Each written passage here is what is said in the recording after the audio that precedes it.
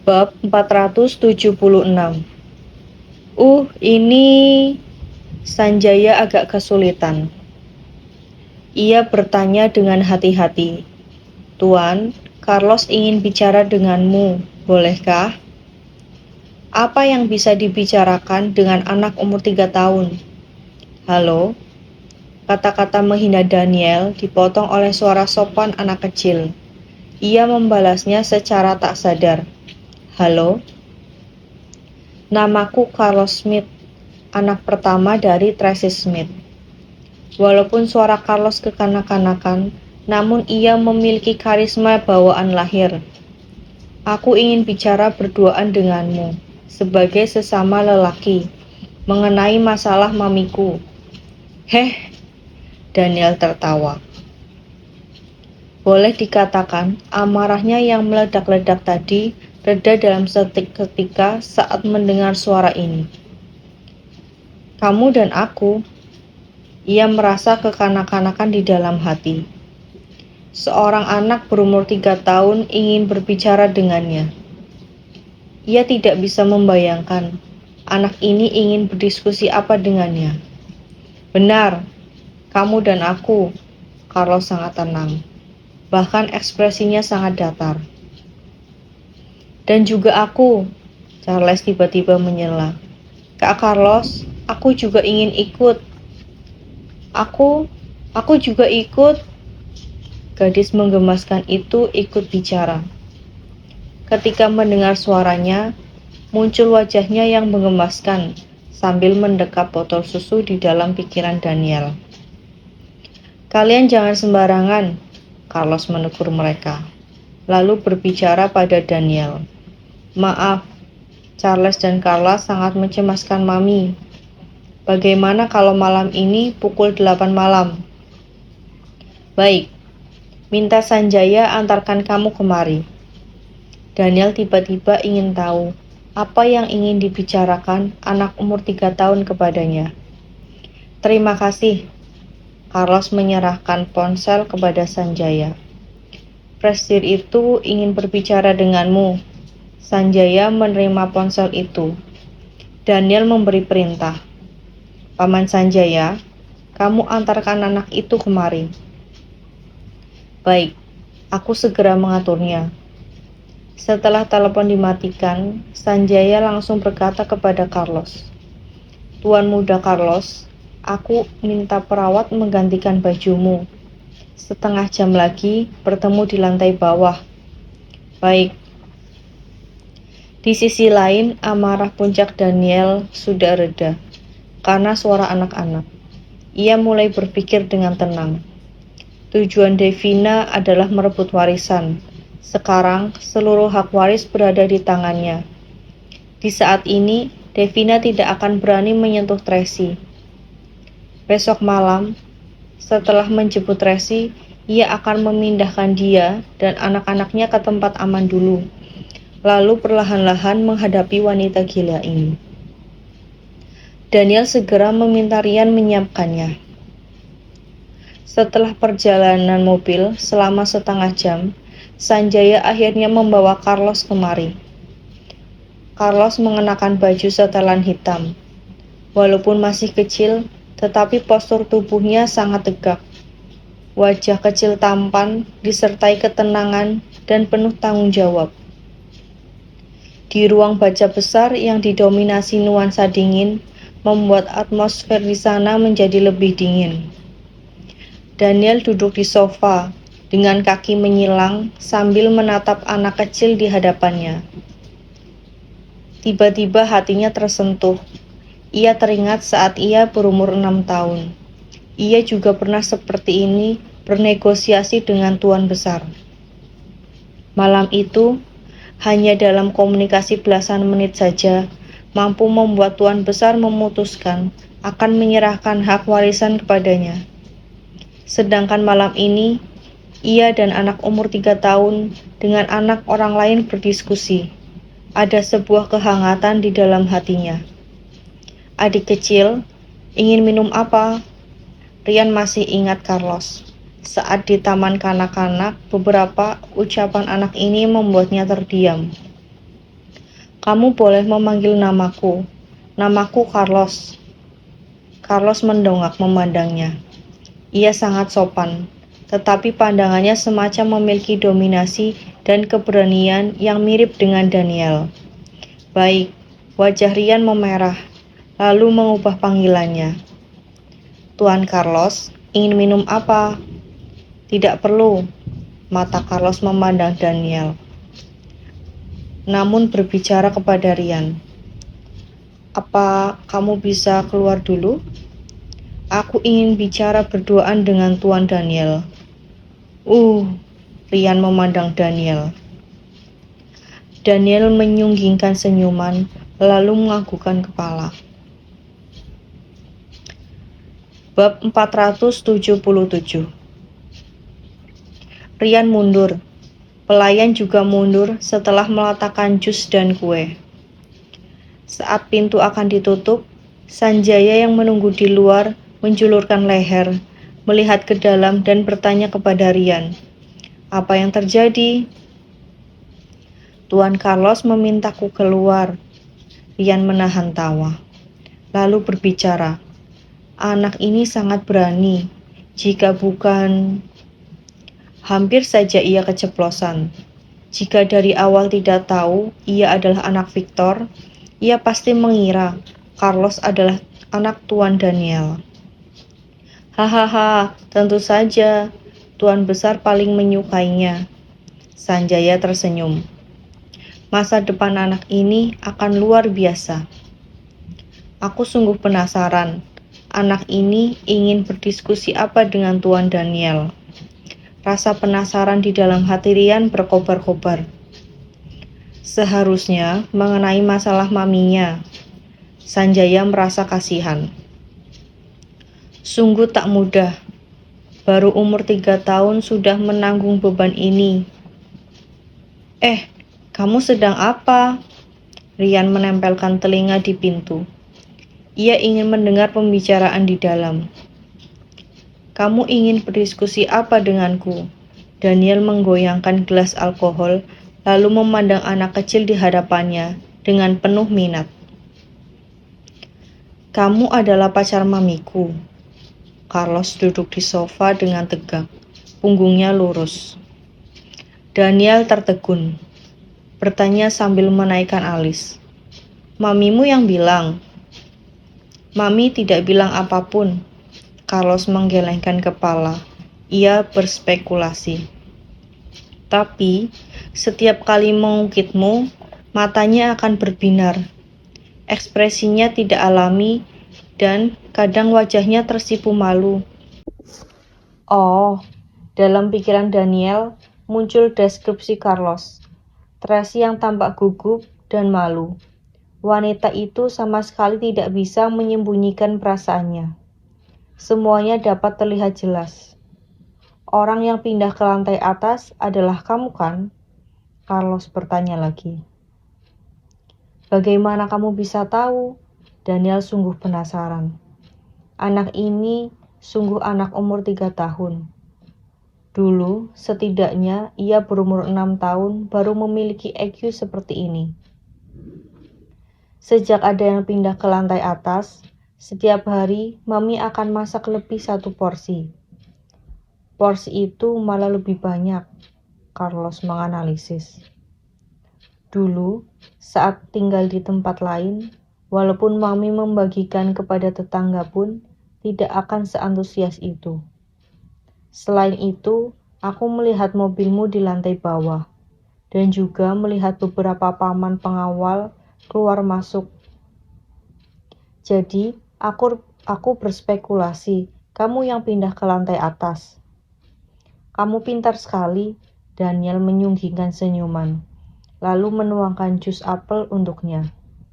Setiap hari, mamimu membuatkan jus apel untukku. Seharusnya kalian juga suka minum kan? Carla yang suka. Carlos menyunggingkan kepala dan menjelaskan. Aku dan Carlos suka minum jus kismis, tapi kismis terlalu mahal. Mami jarang beli, jadi kami ikut minum jus apel seperti Carla. Daniel tidak bicara. Ia sama sekali tidak tahu wanitanya harus menghemat uang demi membeli buah. Ia lalu menuangkan ulang jus kismis untuknya. Kismis sangat mahal. Aku boleh tidak makan. Mainan boleh tidak beli. Apapun tidak usah dibelikan. Carlos memandang kismis itu. Suara kekanak-kanakannya berubah menjadi sedih. Dulu kami sangat miskin. Sekeluarga tinggal di sebuah kamar kecil, tetapi kami hidup bahagia. Apa yang ingin kamu sampaikan? Daniel menatapnya. Apakah kamu mencintainya? Tanya Carlos dengan serius. Apakah kamu tahu apa itu cinta? Daniel menaikkan alisnya. Tentu saja tahu, Carlos menjawab dengan serius. Mencintai seseorang, maka melindunginya, memperhatikannya, memikirkan demi dirinya. Meskipun berkelahi dan marah pun tetap tidak akan menyakitinya. Daniel terdiam. Ia selalu melindungi Tracy dan memperhatikannya, memikirkannya. Tetapi setiap berkelahi dan marah, ia masih tidak bisa mengendalikan emosinya. Kadang-kadang kami bertiga berbuat salah, membuat Mami marah. Mami akan mengkritik kami dan menjelaskan logika kepada kami. Tetapi ia tidak pernah memukul kami, apalagi menyakiti kami. Ini adalah cinta. Carlos memandang Daniel dan langsung memasukkan dalam topik utama. Apakah kamu tahu di mana mamiku? Menurutmu, aku yang menculiknya. Daniel merasa jalan logika anak ini terlalu hebat. Berbelit-belit hanya untuk menanyakan pertanyaan ini. Bab 478. Kamu memberiku kesan bahwa kamu sangat berkuasa dan suka main kekerasan. Carlos mengernyitkan keningnya dan menatapnya dengan gelisah. Apakah kamu dan Mami berkelahi, lalu kamu mengurungnya? Kami tidak berkelahi. Meskipun berkelahi, aku pun tidak akan mengurungnya. Daniel malah berpikir di dalam hati. Ternyata ini kesan yang diberikannya kepada anak-anak. Pantas saja mereka takut padanya. Kalau begitu, sekarang Mami di mana? Tanya Carlos. Di kota lain. Besok malam pulang, Daniel menjawabnya enteng. Kamu tenang saja, aku tidak akan membiarkan sesuatu terjadi padanya. Kamu berani jamin? Carlos masih tidak tenang. Aku jamin, Daniel menyunggingkan senyuman. Entah kenapa, ia sekarang sangat ingin mendapatkan kepercayaan dari anak ini. Kalau begitu, baguslah. Akhirnya Carlos menghela napas. Ia mengambil gelas jus kismis dan minum beberapa teguk. Setelah itu, ia meletakkan kembali gelas kaca dan berbicara sopan dengannya. Waktunya aku pulang. Terima kasih atas pelayananmu. Walaupun umur anak ini masih muda, tetapi sangat tahu sopan santun. Setiap pergerakannya selalu sopan. Daniel yang dingin dan arogan pun terpengaruh olehnya. Ia meletakkan gelas dan berdiri ingin mengantarkannya keluar. Tinggallah di rumah kakek dengan tenang. Beberapa hari ini, mamimu akan ke sana menjemput kalian. Terima kasih. Carlos menundukkan kepala, menunjukkan sikap hormat. Obrolan hari ini sangat menyenangkan. Aku rasa aku mengenal sisi lain dari dirimu. Hehehe, Daniel tersenyum. Sebuah kehormatan bagiku. Carlos menjuntai kaki pendeknya dan turun meluncur dari sofa. Daniel memapahnya secara tak sadar. Tangan besar menggandeng tangan kecil. Kedua orang ini saling bertatapan, lalu menyunggingkan senyuman dan tersenyum. Senyuman ini sangat menyentuh Daniel. Entah kenapa, tiba-tiba ia merasa ada rasa intim dengan anak ini. Sampai jumpa, Carlos membalikkan badan pergi. Pintu ruang baca dibuka. Sanjaya memberi hormat kepada Daniel, lalu menggandeng Carlos pergi. Daniel berdiri di koridor lantai 2. Matanya menatap mereka pergi. Ketika Carlos berjalan keluar dari aula utama, ia menoleh kepala, melambaikan tangan kepada Daniel. Daniel juga melambaikan tangan secara tak sadar. Setelah Carlos pergi, Daniel menarik pandangan dan baru menyadari Rian dan beberapa bawahannya sedang terkejut hingga membelak-belakkan mata. Mereka menatap Daniel dengan tatapan tak percaya. Mereka telah mengikuti Daniel selama 10 tahun, tidak pernah melihatnya sebegitu baik kepada orang lain, apalagi kepada seorang anak kecil. Ada apa dengannya hari ini? Ekspresi Daniel kembali tegas dan dingin.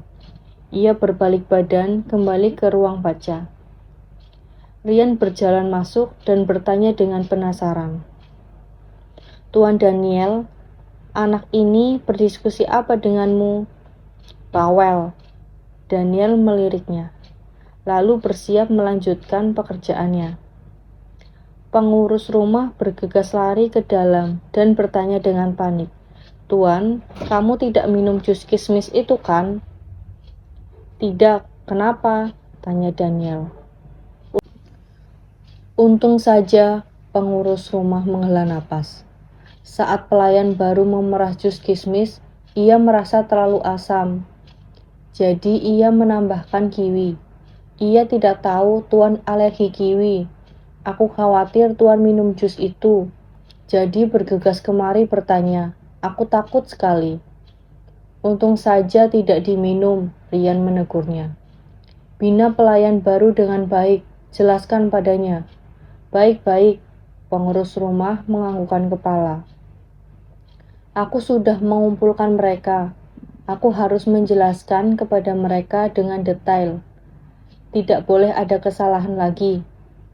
Turunlah, Rian melambaikan tangan. Pengurus rumah membereskan gelas, lalu mundur. Daniel duduk di depan meja bacanya. Baru saja ingin mengurusi dokumen, Sanjaya tiba-tiba menelpon. Tuan, tadi Tuan Muda Carlos makan apa di tempatmu? Minum jus saja. Kenapa? Daniel mengangkat bolpen, bersiap tanda tangan. Tak beberapa lama naik mobil, Tuan Carlos merasa tidak enak badan. Ia muntah banyak cairan berwarna hijau. Selain itu, wajah dan lehernya muncul ruam merah. Sanjaya sangat khawatir. Tuan, meskipun kamu marah, seharusnya jangan melampiaskan kepada anak-anak. Tuan besar sangat menyukai anak ini. Jika terjadi sesuatu dengannya, dia alergi kiwi. Cepat antar ke rumah sakit. Daniel memotong ucapannya, lalu memerintah dengan buru-buru. Bab 479. Sanjaya tertegun. Ia bergegas menjawab. Baik-baik, sekarang juga aku antar dia ke rumah sakit Prima. Jangan ke sana. Bawa dia ke rumah sakit Kasih. Sekarang juga aku ke sana. Daniel berbicara sambil berjalan cepat menuju keluar. Rian segera meminta sopir menyiapkan mobil. Baik. Setelah mematikan telepon, Sanjaya lekas menginstruksi sopir. Pergi ke rumah sakit Kasih. Daniel kembali ke kamarnya dan menukar setelan baju sederhana. Lalu turun ke lantai bawah sambil menelpon Lily. Ada anak yang alergi makanan sedang menuju rumah sakitmu. Kamu tunggu di pintu utama. Baik. Dia adalah anak Tracy. Kamu urus sendiri. Baik. Setelah menutup telepon, Daniel naik mobil. Rian dan para pengawal buru-buru mengikuti. Mobil melaju begitu cepat menuju rumah sakit Kasih. Di perjalanan, Rian bertanya dengan bingung. Aneh, kenapa anak itu juga alergi sama kiwi?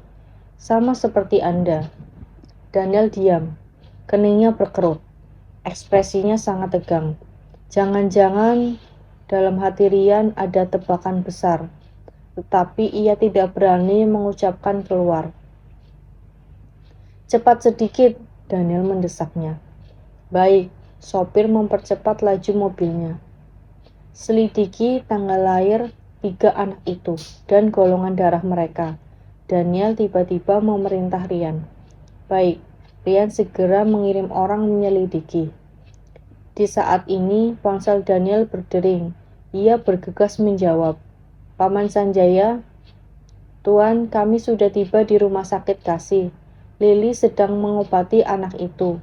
Sanjaya agak panik. "Ada urusan di Tuan besar sana. Aku harus ke sana. Kapan Tuan tiba di sini?" 5 menit lagi sampai. "Kamu pergilah ke sana," ucap Daniel.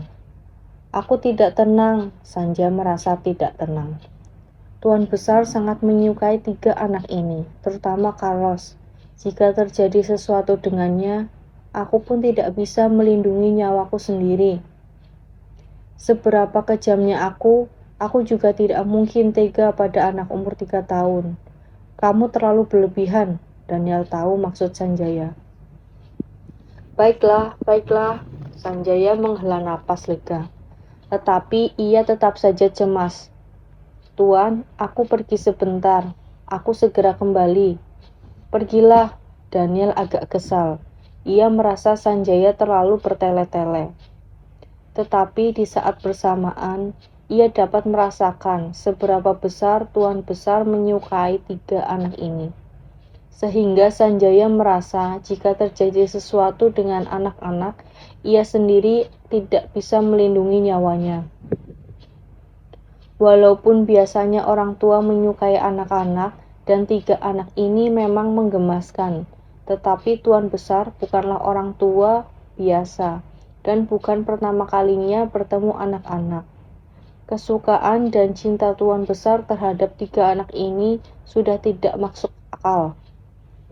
Sejak dulu Daniel hanya merasa Tuan besar mau semakin tua semakin perasa, tetapi sekarang ia menyadarinya. Jangan-jangan ini karena darah lebih kental daripada air. Pemikiran ini melintas dalam pikirannya. Daniel agak antusias di dalam hati. Tepat di saat ini, Lily menelponnya. Ia lekas menjawab, "Bagaimana?" "Alergi makanan biasa, masalah tidak besar." Setelah disuntik, ia langsung tertidur. Lily mengecilkan suara. Tetapi tidurnya tidak terlalu nyenyak. Ia terus memanggil maminya. "Apakah terjadi sesuatu dengan Nona Tracy?" "Tidak apa." Daniel menghindari topik ini dan memerintah dengan suara rendah. "Apa bisa tes DNA di tempatmu?" Lily tertegun, lalu bergegas menjawab, "Bisa. Uji DNA aku dan anak itu." Daniel mengucapkan berkalimat itu. Mobil sudah berhenti di depan pintu rumah sakit. Ia segera turun dan mempercepat langkahnya ke lantai atas. "Baik." Mumpung Carlos sedang tidur, Lily mengambil sampel darahnya dan mengambil sampel darah Daniel. "Kamu lakukan tes itu sendiri. Aku tunggu di sini," Daniel memerintah dengan serius. "Baik." Lily membawa 2 sampel darah ke laboratorium. Ryan memandang ekspresi tegang Daniel. Ia juga ikut tegang di dalam hati.